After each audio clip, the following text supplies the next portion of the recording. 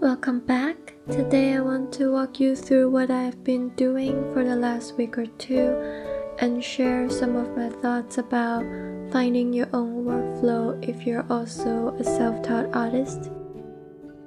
It's been cold. The temperature dropped to 10 and sometimes less than 10 degrees Celsius here, and we were craving some soup, so it is officially soup season.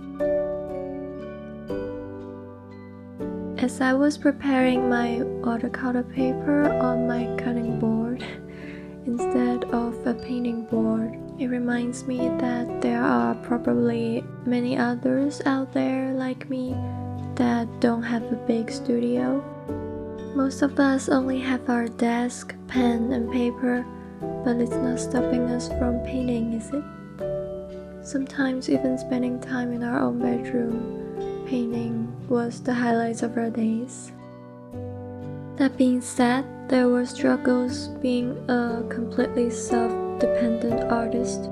For example, sometimes I feel a bit lost as to what I am supposed to do today, or I struggle to find motivation or stuck in some kind of self-criticizing loop.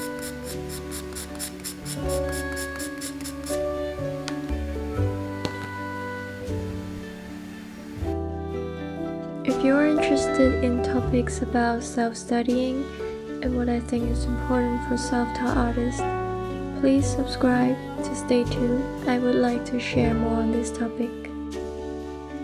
In the past few weeks, I have established my own pace and a workflow. For example, when I was stretching the paper, I was preparing it for a painting in the upcoming days. So when I am ready to paint, I don't need to wait for another day for the paper to be ready.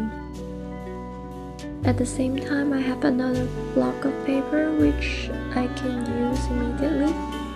But after a painting, I usually let it dry also for an entire day, so it stays flat before I use it again. So now I am ready.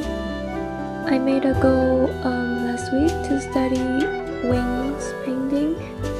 So the first painting I did was a study of the wing because I wanted to eventually paint a character from my friend's book, and that character has wings.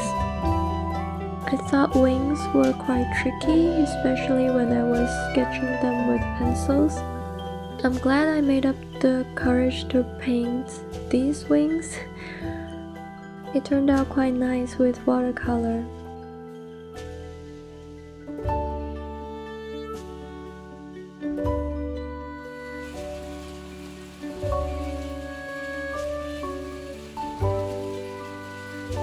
As mentioned before, not all of us can afford to have the space or equipment like full-time artists, and because it is getting cold, the days are also getting darker and darker. Sometimes even during the day, there was not enough sunlight for me to paint. Right now at least, all the lamps I have are very warm, so it's not good for painting. What I did was I just used my pencil and I just draw. Sometimes as a practice and sometimes just sketching out thumbnails, especially at night. I also encourage you to do that if your environment or your equipment is limiting. Don't let it stop you. Another thing I find it really helpful was to just paint something that's purely for yourself. For me, watercolor is hard, but I also really like it because I like how, especially when you use wet on wet, the color just bloom together, and sometimes I really miss that.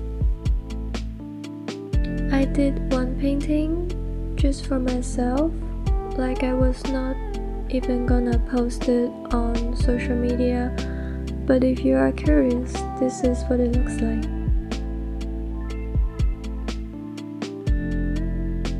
I do think creating something only for yourself that you don't have to show to anyone if you don't feel like it is very important, because you need to satisfy that need for yourself. If you want to paint something, it could be something super simple. It doesn't have to be hard and challenging.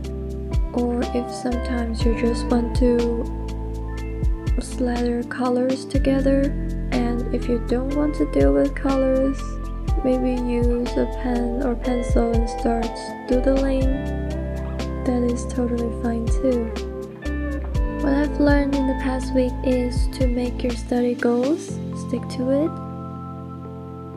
have time to enjoy life, and make something for yourself using your skills, but not doing it as a goal of making a product, but to enjoy the process and remind yourself why you like this in the first place. I hope you also enjoy whatever your passion lies. I'll see you in the next video. Bye.